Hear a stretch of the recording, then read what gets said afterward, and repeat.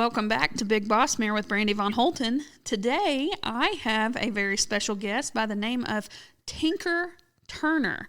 And you heard me right. His first name is Tinker. All right. So, Tinker, where do you live at? I live in Boonville, Arkansas. Boonville, Arkansas. See, around here, there's a Boonville, Missouri, but you have to say Boonville. I don't know if y'all get real country with it, but we don't ever say Boonville. We say Boonville. So, yeah, that's pretty much the way it's said. I just try to say it a little more clearer. Say it a little bit more clear. So the name Tinker, now then, you know, a lot of cowboys I know, everybody knows them by name, but then nobody ever asks them if that's their real name, right? So, I mean, like I have one of my trainers, his name is Lee, but his real first name is Sydney. And then I have another trainer, his name is Runt, or he was a friend, his name is Runt, and his real name is William. So, is Tinker your real first name? No. Okay, well, inquiring minds, well, what is it? My real name is a mouthful. It is Hilliard Granville Turner II. Hillard Granfield Turner Granville. Granville. Okay. So Hillard, is that a family name? Yes, that was my grandfather's name. Okay. And I was named after him. And then Granfield, is that was also part of his name? Yes, it was his and my great-grandfather's both.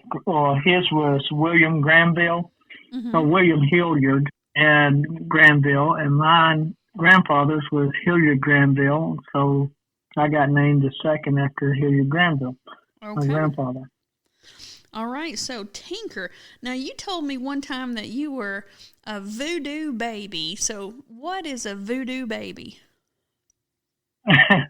My mother and father was wanting another child after my brother, having my brother, and I can understand why they wanted to try to improve. And they went to the local witch doctor, Indian witch doctor, and talked to her about it, and she done a little waving of the voodoo stuff and little ball or egg over and whatever she did, I don't know, but I was shortly conceived thereafter, and said that would be the only one there would be. Okay. So they made perfection when they made me and quit. Well, they must have either, you know, that can be taken two different ways. Either like, oh my gosh, this one takes too much energy, or we finally got it right. So I'm sticking with my story. I got it right. Oh, okay. Now you're a 1966 model, right? Yes. Okay. Yeah, I did not know that because whenever, you know, you were at Von Holton Ranch back in a couple of years ago in 2018, we were doing some American Stock Horse Association stuff here.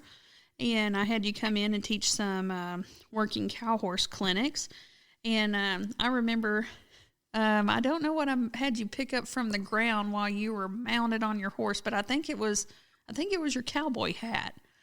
And so I had you reach down and get that cowboy hat while you're still in the saddle. And then you had a student that was with you, and he was, you know, a kid then, probably 15, 16 years old, and he was able to do it also. But I didn't know you were, you know, 13 years older than me, and being able to pick up a hat from the ground is pretty cool. So can you still do that? I have been known to pick up my rope off the ground if I drop it in a class. Okay. Laying flat and on the ground. Somehow I can do that. Stay flexible. I bend a lot. Okay. Well, you know, now every time your students you're probably going to have to prove this from now on. You're going to always have to be able to do that because we done put it on this podcast. So I'll just keep stretching. Okay, so your family, you're a family guy, and your parents are still working, and they're still alive, and you said that your dad, he's the hay guy, and you're the you're the cow guy and you're riding all the horses. So tell us about your parents. They've been here. My mother was Arkansas River rat, raised up on the Arkansas River. And her and my dad got together and married and moved here on the family farm. And they've been here since my great-grandfather. In 1995 is 150 years. So I was thinking the other day it's like 225 or something like that. I've been here a long time. They raise cattle. We run 400 head of mama cows. And when I was growing up, and we fed square bales every day. Eventually, we finally got a round baler, and now we feed round bales. And he started mowing hay with a horse and team when he was 8 years old, and I think he's 86 now, and still baling hay every day and putting out hay every day. So what were you saying about 225? Well, if it's my calculations is right, it's 1995 to now would be 225 years, I think. I added up somewhere along in there, over 200 years. Oh, okay. Okay. That the family, 95, 2000 to be 150 or 100. Anyways, around that, whatever it is, 95 is 150 years. Okay. So my calculation ain't working good now. Oh, no. It's a little under 200, but that's okay. I mean, because most people, to even be on a family farm for second or third generation is just unheard of. You know, Von Holton Ranch, we're the fourth generation, but a lot of people were older whenever they had kids. So, yeah, we've been in the same family since 1906, and I think y'all have been in the same family since 1845. 1840. Somewhere around there. We're some of the people, city fathers or whatever you want to call them, founding fathers of the county and of the town. So, we've been around a little while. So what's the cheapest that you remember being paid to pick up square bales of hay? I want to say it's probably a nickel. My brother and I, when we were little bitty kids, we were young, so young, we had two hay hooks, which I still have one of the hay hooks that we used, and we would hook a bale of hay. My dad would throw it off the truck up into the loft. We would both hook that hay bale, slide it through the loft to my mother, who was stacking the hay in the bale. So I think at that time we were getting a nickel a bale to haul hay. Okay. And that was part of what we did for extra income. I know the other day, David, my husband, he and his brother were talking about what they got paid before, and his brother got paid 3 cents. So it sounds like you were getting a better deal with the nickel. So I do remember that. I remember this very vividly. My grandfather and my dad talking. We were standing by the fuel tank, and at that time they didn't have diesel tractors, or we didn't have any. We had gas tractors. And my dad said, I don't know how we're going to make it having to pay 25 cents a gallon for this gas. And I'll never forget that. I can show you the exact spot and everything where everybody was sitting. There's very few things I remember, but that's one of the things I do remember as a kid. And I was like, I think about that every time when I pull up that gas pump and it's $3.09 or whatever, $3. Mm-hmm. And I'm like, yeah, I think it went from 10 to 25 cents a gallon. And nobody knew how they were going to be able to survive. Well, so I don't know if you remember how much a stamp cost. The cheapest I remember a stamp was 25 cents, but I know a lot of people remember it being a lot less than that. Yeah, I think I remember a 5-cent stamp. Mm. My great uncle owned the store here in downtown I own, which is just a community, but the community store. And they had the post office, located in the back of the store. You didn't get mail at home. It was in the back of the store. and had the little dials that you went up there. And I remember going back there and getting stamps. And I was thinking it was 5 cents before they started the rural delivery of everybody's running the route. You just had to go to a central location and pick up your mail. And I think it's 5 cents is the cheapest I remember.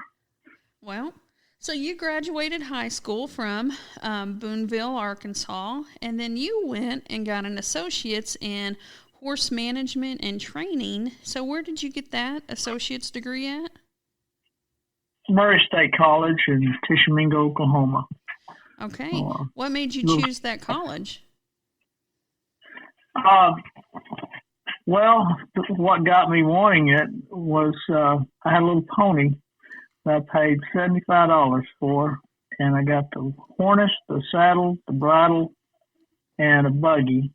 And I picked up rocks to pay my grandfather back out of his garden at 25 cents a day to pay back that $75. And me and him were heading cattle over in some swamps.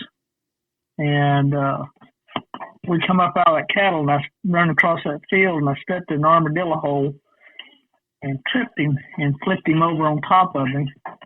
And when I got up, I grabbed my little pony to make sure his leg wasn't broke, because I was always watching Gunsmoke, and if they broke the horse's leg, they had to shoot him, and I was worried to death, and he was okay. And we went on and started showing long after that. But because of that, that made me want to become a vet. The problem was is my spelling abilities couldn't spell in $5 words. So I done the next best thing was to learn about horses. And I was not doing very good in high school until I learned I could go to college for horses.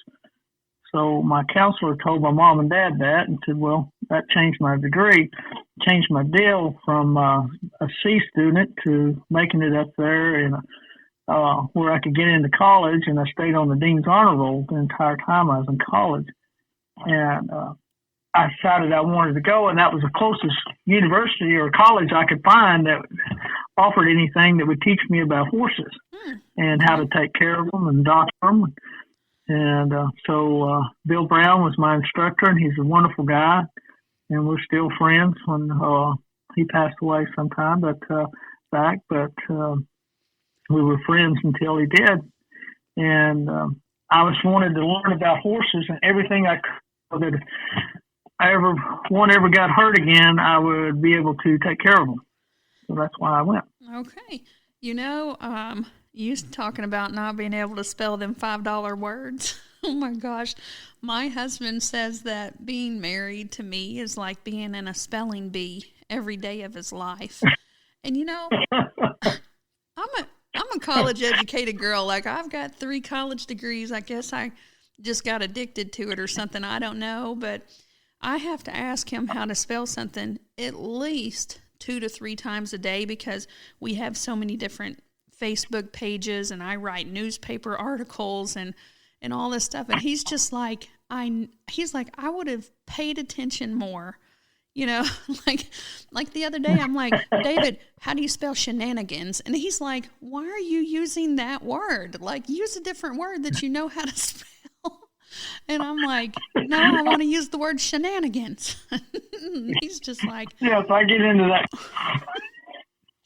So trying to text somebody something that takes me 15 minutes and it won't come up on that spell check deal. And I'm like, come on, you're supposed to be smart, phone. Oh my gosh. And my husband thinks that whenever there was some major, like, you know, 3rd, 4th, 5th grade, whatever, whenever there was like, you had to learn these rules about spelling, he thinks that I must have went through some kind of trauma in my life or something because I did not get those rules. And he's just like, how can you be so smart and struggle so bad with spelling? So, yeah, oh my gosh. So I love that you said that because reining patterns. You were yeah. You were what? I was sitting drawing reining patterns in the paper, learning how to run reining patterns instead of paying attention on how to spell. Yeah. I was more interested oh my gosh. doing that than I was. Yeah. So, all right. Lots of fun there. So, Murray State College, got an associate's there. Well, let's talk about your personal life because I've met your wife, okay? But a lot of times cowboys either they get married to one and done or they've had a couple of marriages. So, which one are you? Are you a one and done? Did it take you a little bit? Did you have to have a quote unquote starter wife to get to the right one, or what happened with you? I had to have the starter wife. Cowboys, they fall in love with the wrong girls. And now, this is Ashley's my third wife, and she takes care of me, even though sometimes we don't get along. I'm better to be left alone than I am to be with somebody. Mm-hmm. But she does a very good job of taking care of everything around here, keeping things going when I'm on the road. And the others just didn't seem the life of the cowboy. The cowboy life is a glamorous life until you have to live it. And when we first got married, I told her, I said, you need to go buy a 50-pound bag of beans and rice. She goes, why? And I said, you'll see. Just trust me. You'll be eating beans and rice before long. And you either broke or you got good money. And the beans and rice will keep you full. So we have a bag of beans, 50-pound bag of beans and rice in the refrigerator or freezer that stays there just in case I get hurt again and can't be able to make a living. Well, I understand that. This horse facility that we have on Holton Ranch, I mean, it is feast or famine. And then whenever the famine happened, winter time, which we've mellowed that out a little bit because we do have a wedding barn. And then we've got a boarding barn that is almost complete. It only holds like 10 horses, and we have 6 in it right now. That's I think the most we've ever had in it at one time was 7. But people see some big weekend like Memorial Day weekend or Halloween, and they're just like, "Oh, you are making so much money," and I'm like, "You are goofy. This has got so many peaks and valleys to it. It'll make you nervous. It makes you question why you do what you do. But the thing is, we was talking about this last weekend at the show I was at, and the lady, she didn't know me, and I was winning, and we got some good show horses right now, some nice quality colts. And she said, "You just make this look so easy." And said, "Is this what you do for a living?" I said, "Yes, ma'am. This is all I know how to do and all I want to do." I said, "It's a great deal." And she said, "Well," I said, "I don't want to work for nobody. I'd be a bad employee." And she said, "That's why she works by herself." Mm-hmm. And working for yourself, she has to be a hairdresser, but makes a little bit more steady income. But even that, whenever COVID hit, it hit everybody, and all these self-employed people found out what the valleys are like. Mm-hmm. And it doesn't take but just a little stumble to go that way. A tornado comes through, wipe you out, you're in trouble. Any kind of natural disaster come through, snowstorm come through, you got five weddings planned there in the next 3 weeks, and you got a 4-month snowstorm that nobody can move around, or ice storm, and electricity's out for 2 or 3 weeks. And we've dealt that last winter when our calving season started in February. It was 20 below, the first time the Arkansas River froze over in over 100 years. And now I've got horses in the stalls that I can't even walk outside, let alone ride a horse outside. It's so cold they can't take the blankets off because they're shivering. Are you talking about February? Are you talking about last February? Yes. Yeah, because it was colder here than it was in the Antarctic. I'm over here like, this is wrong. What? Yeah, minus 20 degrees here. Mm-hmm. And we had to go pull a calf, and I brought my roping horse out to go see what I could do. And I literally couldn't hardly put the saddle on her. She was shaking so hard that the saddle was vibrating off. They said, "What are you going to do?" So I'm going to blanket her back and when I get ready to rope, I'll just jerk the blanket off and try to catch the cow and get the calf pulled out and put the blanket on her right quick. Take the blanket with her. Luckily, we got it done without having to have her, and we put her back up. But things like that, the unemployed or the self-employed, it just hits you so hard. And it took us a while to get back over. You know, during that cold weather last year, man, it makes us so nervous because we have like a very small cow-calf operation, very small. Okay, but our bull, we got a new bull. Well, we were trying to keep him away from the cows and away from our heifers, and because we wanted to not have any February babies. And that bull broke down the fence, and then I think all those babies are going to be born within like a 2-day time period, by the way, because he was the first time bull. But all those babies, excited. Oh, you know what? He did not fall in love with anybody. I mean, but all those babies are going to have the same birthday, basically, but they're all going to be born in the last week of February, and we're like, no, we wanted to make it till March. Oh my gosh. But just a couple of weeks, it makes a big difference in north of the Mason-Dixon like you are. And for us, we're usually not that cold. I mean, I'm usually going around in a t-shirt in February. No. Yeah. Not that day. Not Well, I have some horse friends that they typically, if they're going to take a month off, they'll take January off. And I had one horse friend, she did not schedule any incoming training horses for January, and then she loaded herself up for February.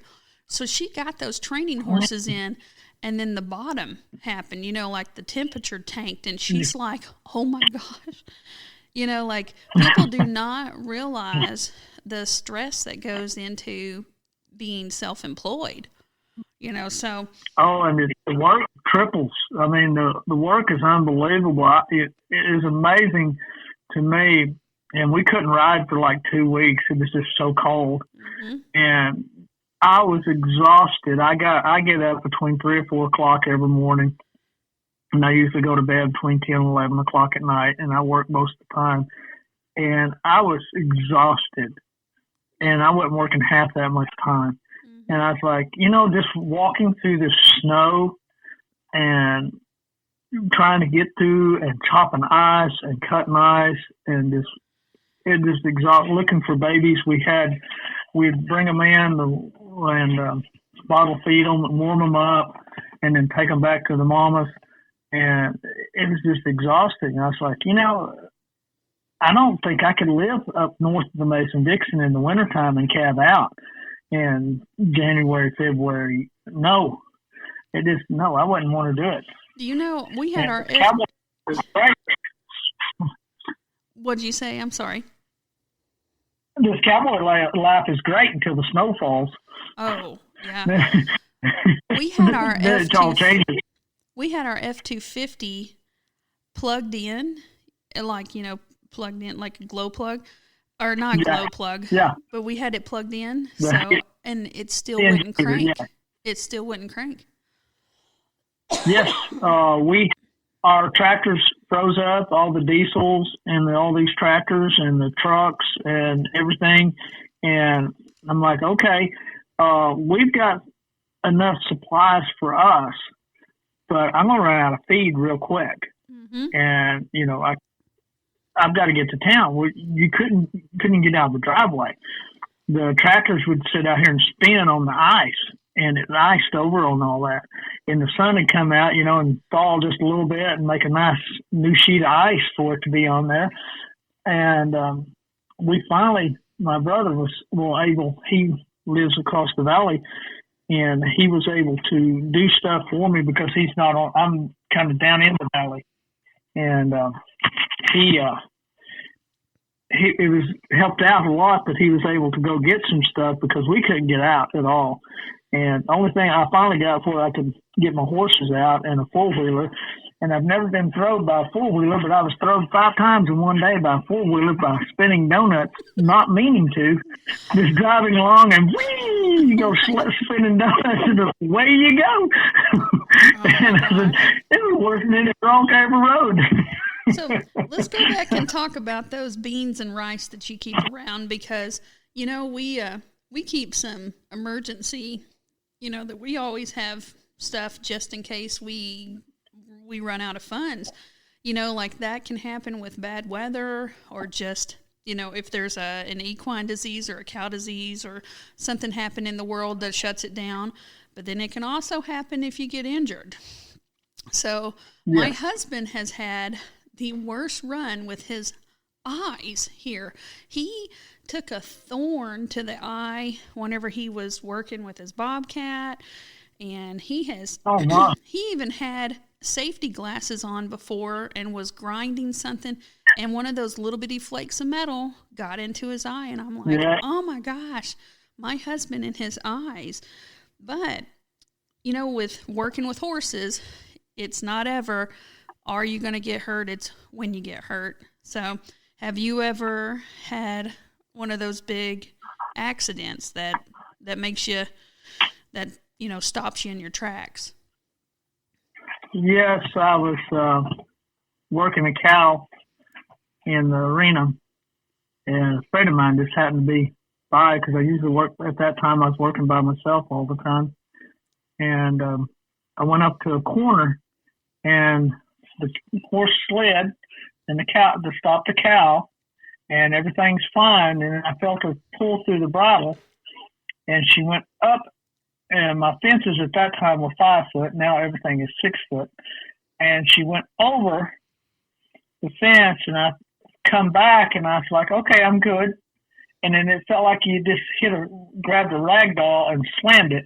And we went back over the fence, and I hit head first. I never got out of the saddle, and she come down over on me and split me open, snapped my left arm completely off, drove my glasses through my forehead, pushed my left hip up into my sternum, 1.5 inches out of place there, and busted 3 vertebrae in my back, and put me down for 1.5 years of laying on the couch or sitting there watching Gunsmoke and going stir crazy for 1.5 years.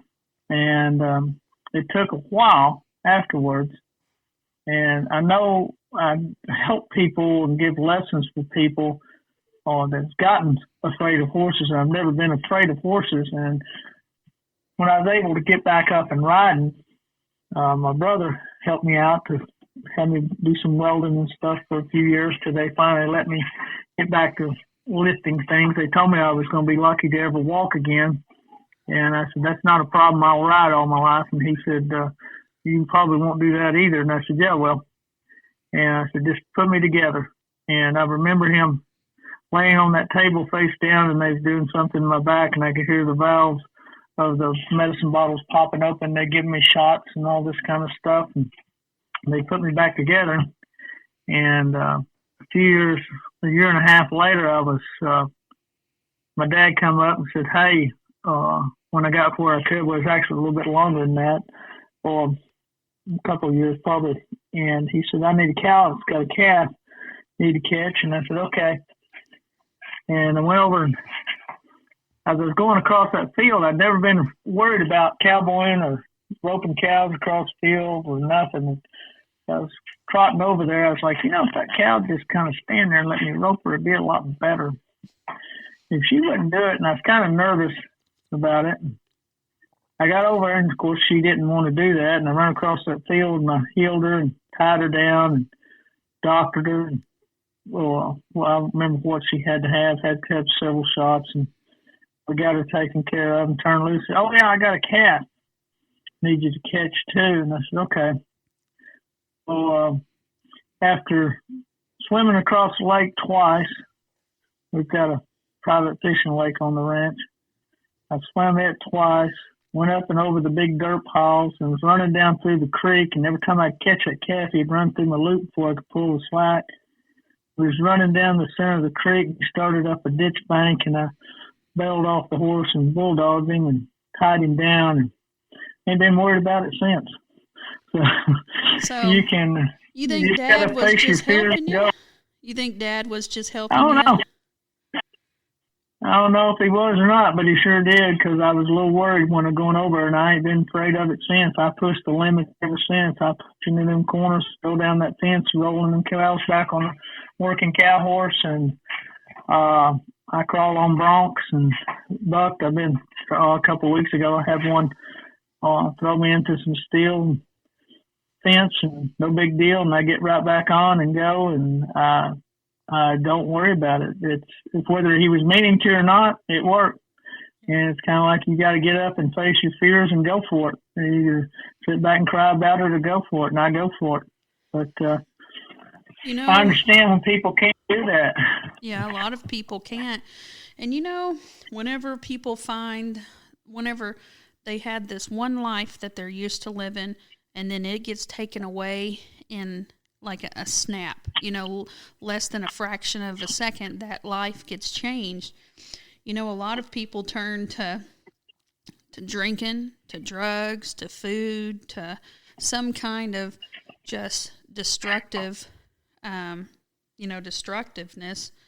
And, I'm glad that you're here talking to me right now, because a lot of people don't make it back after that, They just, it's just hard. Tough. It's really tough, because you don't want to get hurt no more. And it depends. People, my dad, he worked all his life, and him and my grandfather was working construction. He got blew up when he was 16 years old, and when you're making bridge pilings, where they're setting the concrete piers for the bridges, mm-hmm. they would go down, and this is before OSHA come along, you would go in and you would take and drill a jackhammer and drill down 2 foot into the rock bed and put dynamite in there every 2 foot. And then they'd set it off, and then the guys go back in with the jackhammers and jackhammer the rock edges out to make a square hole for that. My dad hit a stick of dynamite and blew him up. And he lost an eye over it and messed him up pretty bad his entire life. And he's probably the toughest guy I know, because even with him now and the pain that he's in every day, he's still baling hay. Like I said, me and him was working this morning, repairing some stuff. And it's like, I don't want to work with him. He works too hard. And he'll work you into the ground right now. He's 86 years old, and he just outwork you every day. And watching him struggle his entire life and raising us has taught me, you can face fear, pain. It'll go away, or you learn to live with it. But what you don't get is when you say, I'm not going to try. As long as you try, you succeed, right? No matter what it is, whether it's showing horses or just in life in general, getting up every morning and going to work and supporting your family and feeding your family every day. Trying is all that matters. Whether you actually get it done or not, you're a successful person, and nobody can ever tell you you're not successful if you can do that. And right. To me, I'm not going to let anything keep me from being where I am. When I was cowboying for the government, got there for a while. Down here at this research center, I was team roping every night, pretty much 7 nights a week, and I worked cowboyed all day long, and had some pretty tough horses because they'd stay with me all day. And the guy asked me one time, he said, "Why do you want to rope against them professional ropers?" I said, "Because when I beat him, I beat somebody, and I want to beat somebody. I want to be somebody, and I'm not going to stop until I can say I'm successful at what I've done." So I don't understand not right. doing something. Well, Tinker, it doesn't compute. The podcast you're on is called Big Boss Mare with Brandy Von Holten. Okay. Do you know this podcast we've been on right now? You know, I don't know when people are going to be listening to this episode, but I've been on the. It's been a year now since my first one, and I won Missouri's Best Podcast. And you know, in my first year, I was downloaded in 46 states and 24 countries. Like, you know how many That's people? pretty awesome. You know, if I wouldn't have tried, I mean, like, man, even my own father made fun of this. He's like, "Big Boss Mare, what is that all about?" He's like, "Are you wanting a high five for being chubby?" And I was like, no. I was like, Dad, being a big boss mare has nothing to do with weight. I was like, I said I said it's about being a leader, you know, like you got to step up and be the big boss sometimes, you know. And I was like, Dad, I'm a female, like but my dad thought I was like, he did not understand big boss mare, you know. I'm like, oh my gosh. I was like, Dad, it's not the size of the mare, it's the size of the boss in the mare. So I get that, you know. You got two choices. You can either sit down and take it, or go get it. Yeah. And I don't believe in sitting down and taking anything. I mean, you know, I've had my nose broke 26 times now because of that. I don't back off for nothing, and I go forward no matter what the consequences are. And, you know, I have a hard time relating to and understanding somebody say, well, I can't.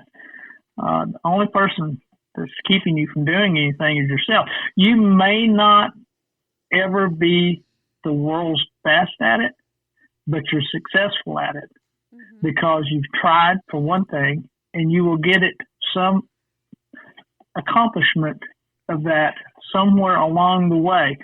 You will be accomplished at it. Right. And you just keep trying. The biggest thing is when I can walk into my best compliment is when I can walk into these arenas and people know who I am, and these guys, the $1 million riders and the top guys, they know who I am, and they shake my hand, and we have a wonderful conversation. To me, that's an accomplishment. Whether I ever get to win another world championship, I have accomplished my main goal. That people know I can or call me friends and know me who I am. So if you try hard enough, you can get what you want, no matter what it is, and no matter what the stepping stones, how far they push you back, how far people say you can't do it.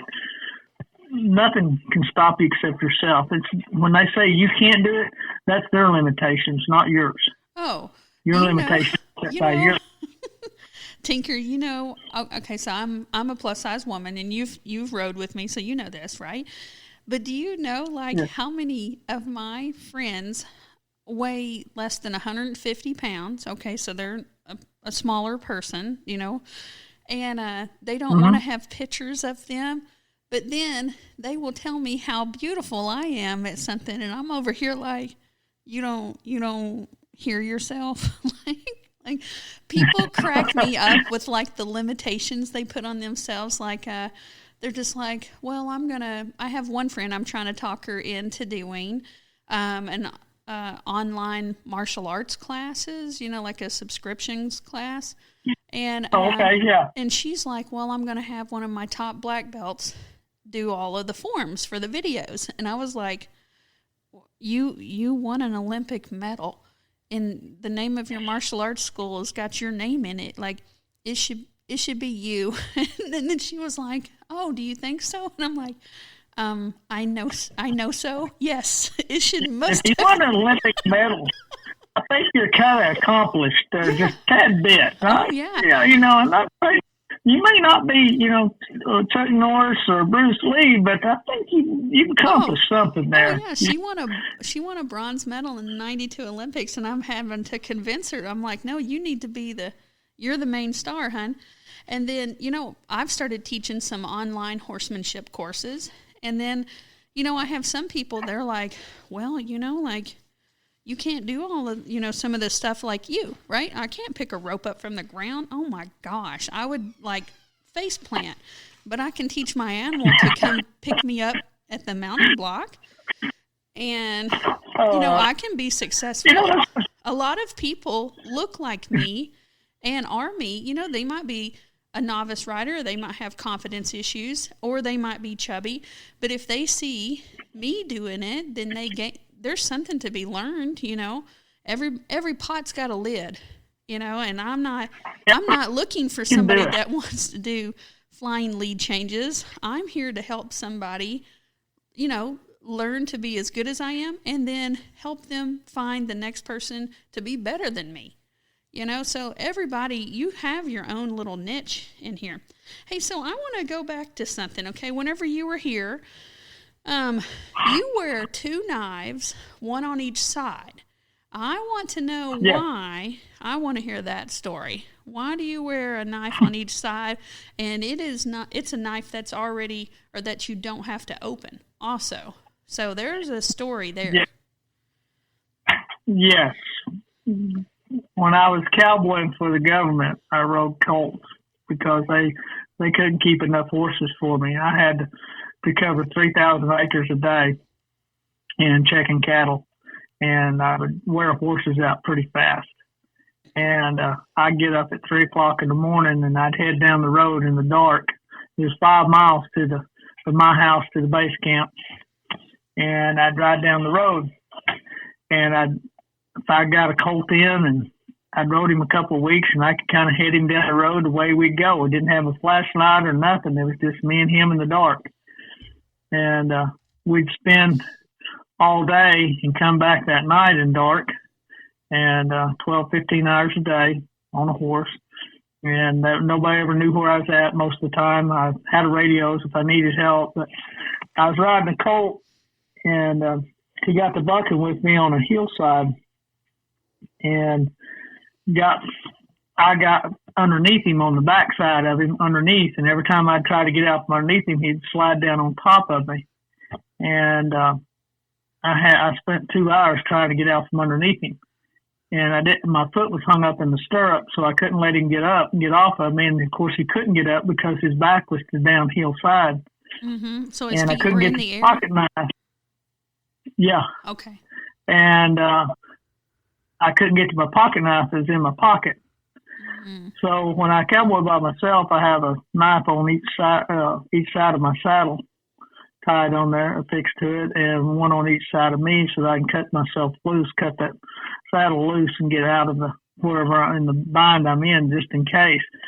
And on the good side is, one is to use for everyday use, and the other one is to castrate calves whenever we're tagging calves. Okay. So there's multi-purposes for them. One stays sterile. But the main thing is, so if I have to cut myself free from a horse, I can cut the saddle and get me free. And I had to do that one time right out here in the arena. I was 2 weeks before the Appalachian National Championship, and no, it's futurity, Appalachian reining futurity. And I was sliding the horse, and he come down the arena doing our fencing work, and he slid, and do not know what happened. The next thing you know, he went up in the air and flipped over and started rolling. And I thought, well, the next time he rolls over, I'll get out from underneath him. And I didn't, and he hit the ground and had knocked himself smooth out. And my right leg was underneath him, and my left leg was bent behind me, and the horse was laying on me. And we called for the fire department, which my mom and dad's firefighters. We were all firefighters, and I called for help. And I was between his legs, and if he got to jumping around or whatever, he was going to hit me in the head with him slide plates and whatever. And my mom got there, and they said, I had a brand new $10,000 saddle with all the silver and the trimming and everything on it. And they said, what do you want to do? I said, get my knife and go to cutting leather. And cut the stirrups first, cut me free, then cut the cinches and stuff and see if he'll get up. And he laid there, and when they cut the cinch, they cut me free first, cut the saddle stirrups off and everything so my legs were free, and then cut the cinch, and he got up. He waited and let them wait for him to cut me free. So a knife is very handy when you're riding horses by yourself. Oh, yeah. Okay, so women get caught up on that horn, right? Like that happens Yes. with, okay. So, well, I do mounted archery. I had Mm-hmm. with the back quiver, you've got leather straps on you on your front. Well, it's the same concept, but now you've got even more danger. And boy, Yeah. I had a client that was getting off of her horse after a very successful mounted archery clinic. Boy, she got hung up, and I was like, okay. And her horse stood still, and I had my knife, but she was messing with it, and I was like, I'm going to cut you out of this if you're not freed up within the next 5 seconds. I was going to have to start cutting gear, but Yeah. boy, women we get ourselves hung up. I've been hung up 2 times really bad with my bra getting hung on the dang horn, and it is no fun. And you know what? I've seen that happen in a horse show, and just show themselves to the world. Oh my gosh. I have at our grand opening, we had our grand opening before, in 2014. Yeah, 2014. And boy, I went to get off of my horse, and I was with 12 people at the time. Some of the people wanted me to ride with them, and I was going to get off and move this stick or, out of the way. Got hung up, and I said, hey, I need y'all to turn around. And then these people had been drinking a little bit, and they said, oh, no, we ain't turning around. I was like, oh, my gosh.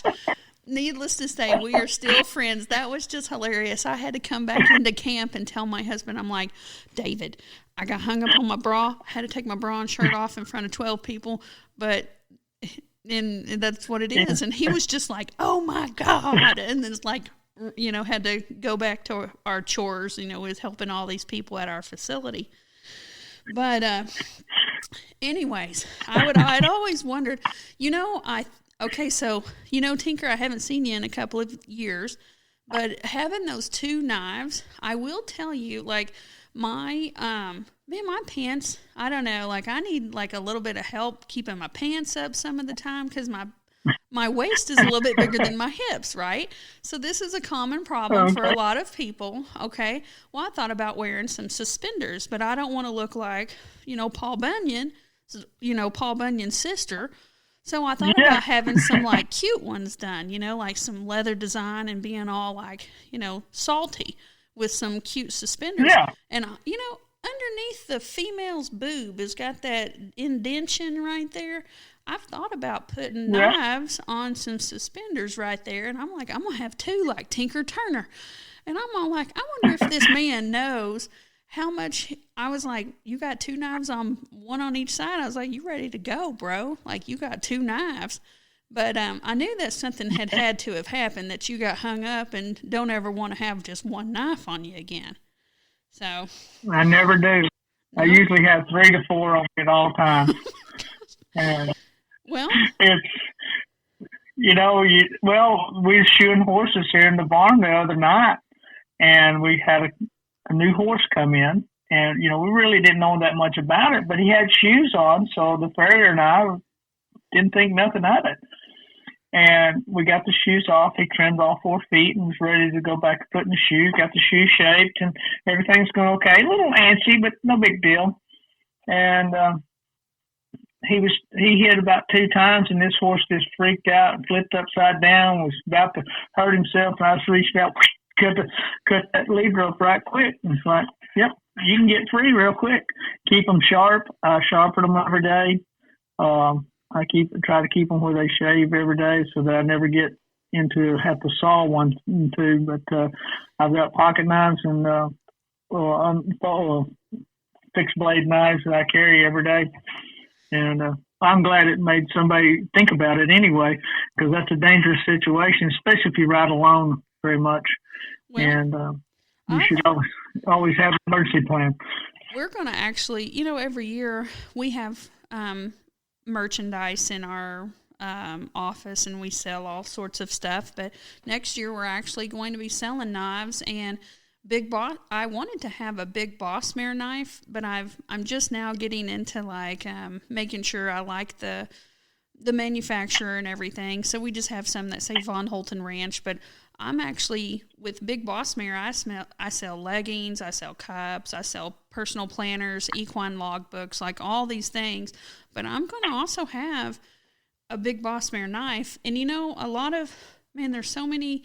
I think I'm going to have one that has either a boot clip or maybe I might rock those suspenders. I think I could pull them off and not look like Paul Bunyan's sister. You know what I mean? Like, yeah. I think I could rock them, and I think the world would appreciate it more because then I can keep my pants up better. You know what I mean? I'll be bending over, and I'm like, oh, hold on, let me crack kills. I'm so sorry, but it just happens. So, hey, so your daughter, does your daughter have a little night? Because you've got a very young daughter. Her name is what? Nevada.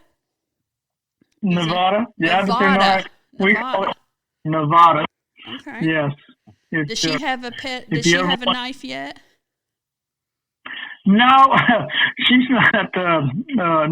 She don't need a knife right this moment. We might not have anything left. Oh my gosh. Her favorite thing is roping. She ropes the chickens. She ties everything. She ties me up. She catches me asleep. She'll tie me up. She ties my pants up. If she's riding behind me on the four-wheeler, she ties me to the four-wheeler. I would hate to see if she had knife. Oh, yes, and her mother has taught her the new trick of how to flush the toilet and turn on the cold water whenever you're in the shower. Oh, my gosh. How old is your daughter? She's 6. She's 6. And she has, yes, and last week she started doing working cow on her pony, circling the cow and rolling it back on the fence. And it's on her video, it's on the website, or no website, the Facebook pages, Tinker Turner Performance Horses. And Tinker Turner. She's on there, and everybody just loves it. She's in there, and I'm telling her what to do, and she's telling that pony what to do. She's repeating my words to that pony, and that little pony's eating that little calf up, and she's trying really, really hard to do it, and she's roping, and she's tried the roping thing, but she decided she wasn't quite ready for the roping on the horse yet. I won't, whenever. We will have a knife before long. I get to see pictures of her on Facebook, and that girl is in love with her chickens. Like, I have never. Yes. She loves those things like they're like little puppies, but she's just carrying her chickens around, and I think that she's like put them on little four-wheelers or in little wagons with her. Those chickens are like her best friends. So. Yes, they were in the. Last year or year before, they were in the Halloween costume contest with Speedo the Wonder Dog, the Italian Greyhound. He was the little puppy. The chicken, which they dyed green, was the Grinch, and she was dressed as little Mary Lou. And from the Grinch Who Stole Christmas. And they won the contest, and that little chicken was in a sled that they rolled and slid down walk through the parade with that, and she loves her chicken.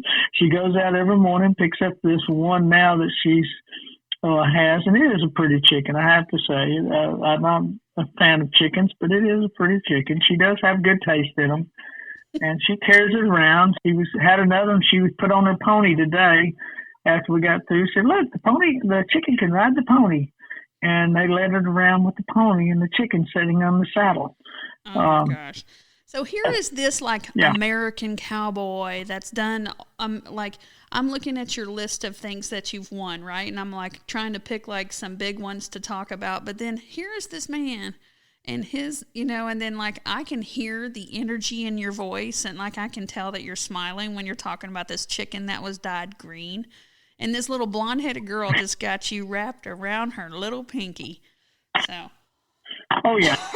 I will. It's not that she's spoiled. It's just a lot quieter whenever she gets her way. And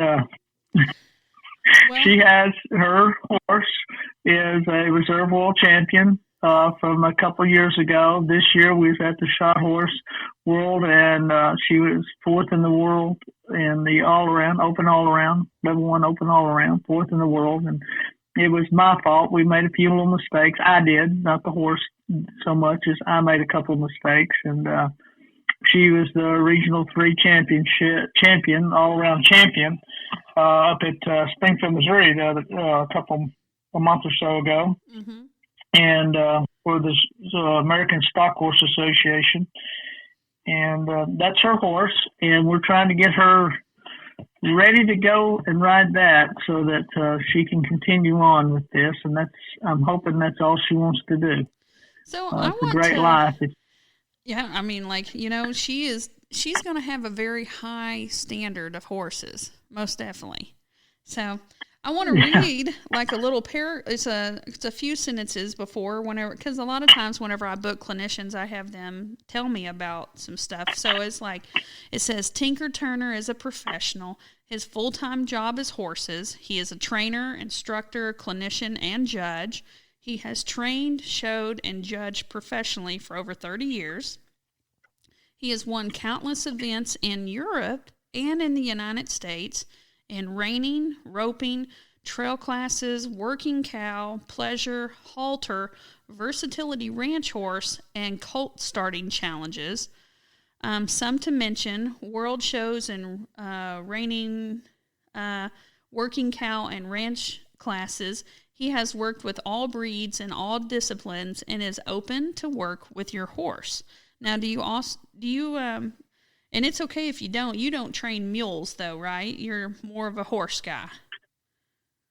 I have tried some for a real close friend of mine. I have tried some, and matter of fact, S.A. Walls makes Walls stirrups, some of the best stirrups that are out there. And we tried, and I can't get along, and we both had high expectations, and I have refused to take anybody else's. I've tried them along the years, and he talked me into it. He said, "No, I think you can. These horses are good. They're out of foundation bred quarter horse mares." And I said, "Okay."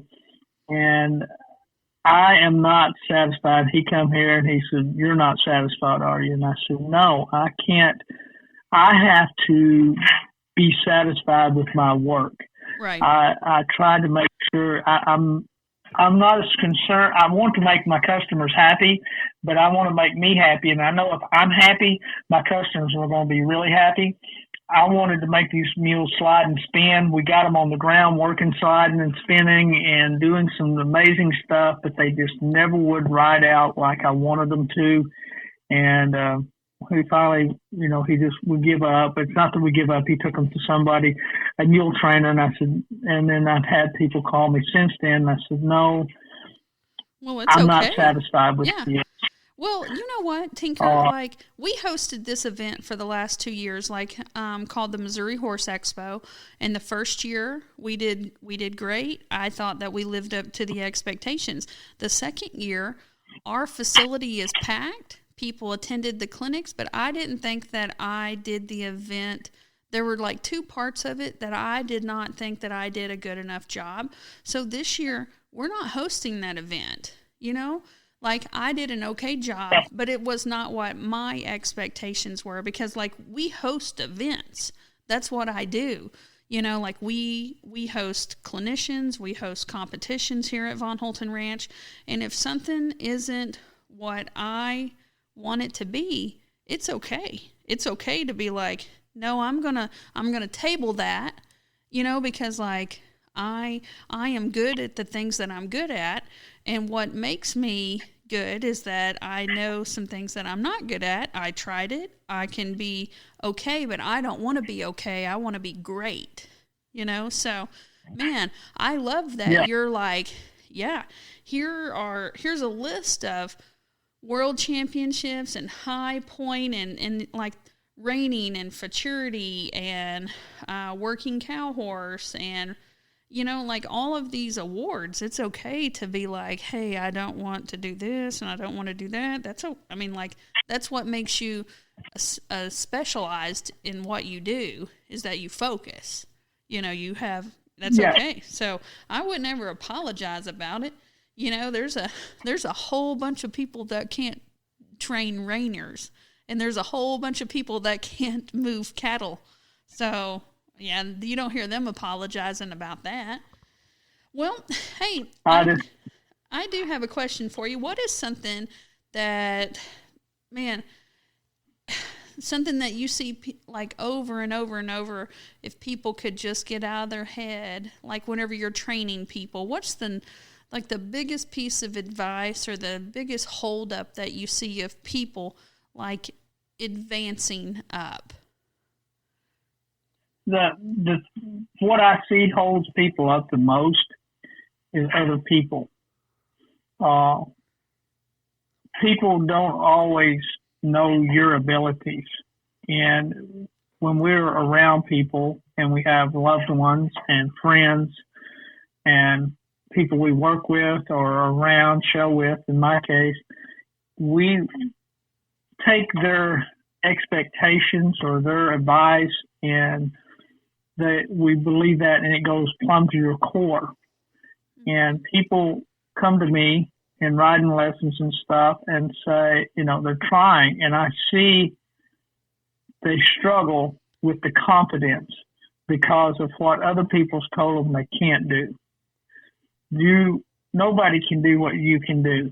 It doesn't matter what it is. If it's open a Coke bottle and you are the world champion Coke bottle opener and nobody else can open a Coke bottle as good as you can, then you are the very best. And you should show people and help inspire people and try to get them to move towards that.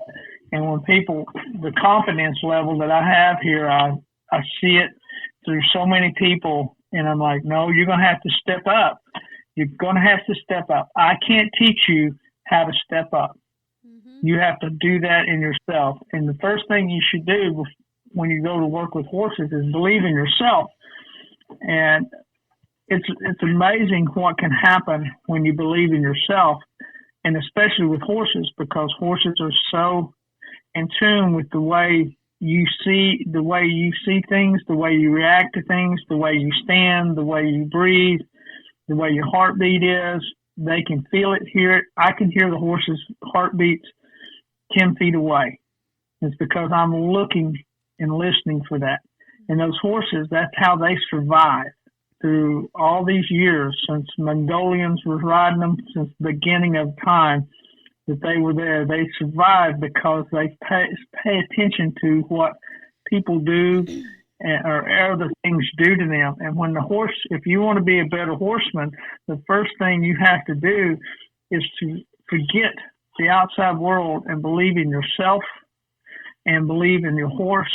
And when you believe in yourself and your horse, it's amazing the things you can get done. Wow. I've had some amazing horses in my lifetime that done things for me that I couldn't believe. I rode a horse, the same colt that had me pinned underneath him for 2 hours. We were chasing a bull, and the bull jumped off a 20-foot cliff into a river, and me and that horse went right behind him.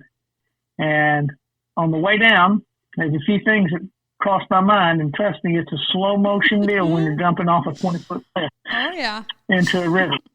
First of all, where's that bull? Second of all, how deep's the water? Third, how many water moccasins are down there? Mm-hmm. Then you hit splash.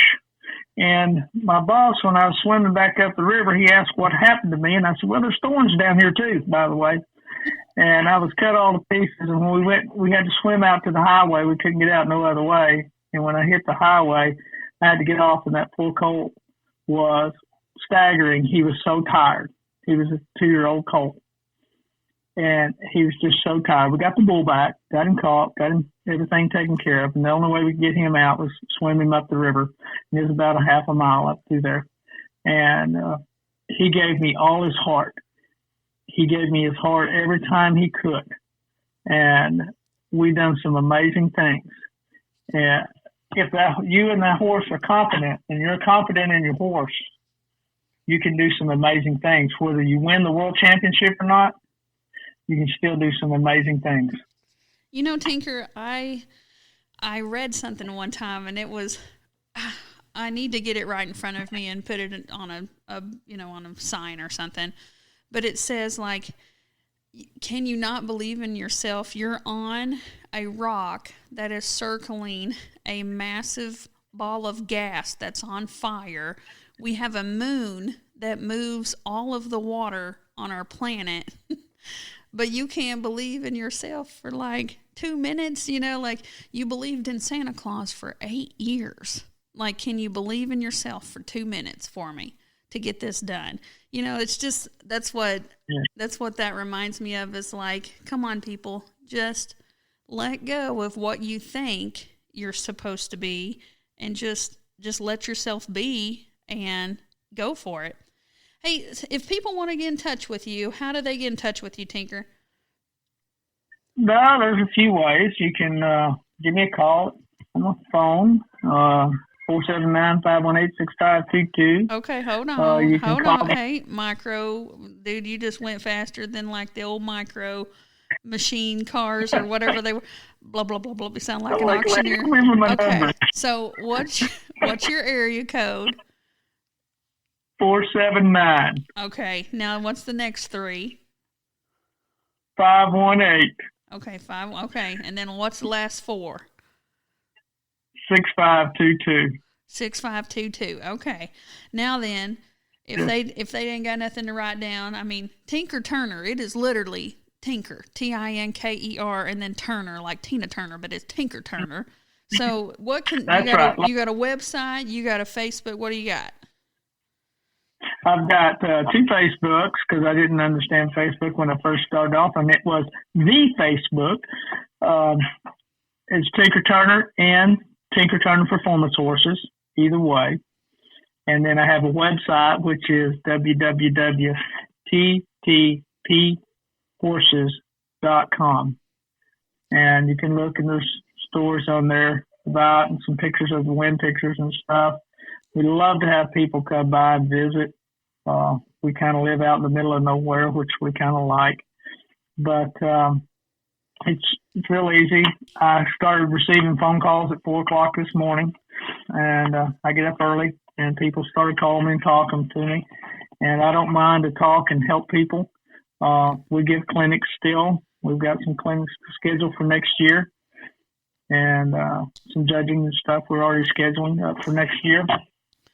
Okay. I'd love to help anybody if I can, and I just love helping people and trying to get this going. When I grew up, I didn't get a lot of help.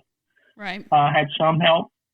It was different, and we have a lot of friends of mine have a lot of conversations, and one of the biggest conversations is, how come we didn't know that when we were kids? And I said, because it wasn't available to everybody. Well, I mean, this is the information age. I mean, like right now, you know, my husband, he just started a business called Building with David.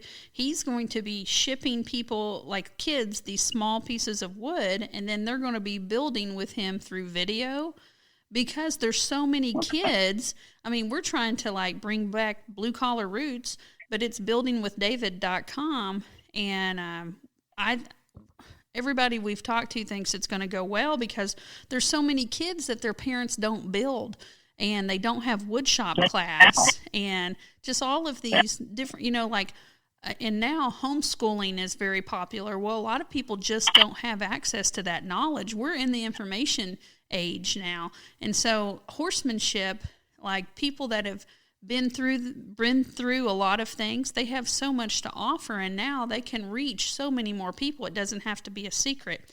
So, hey, Tinker, we're going to have to get off here, but if people want to talk to you, they can look up Tinker Turner or Tinker Turner Performance Horses, or they can look up ttphorses.com. So that's for Tinker Turner Performance, and then they spell out the word horses.com. So, all right. Well, hey, thank y'all for tuning in, and thanks for tuning in to Big Boss Mare with Brandy Von Holten.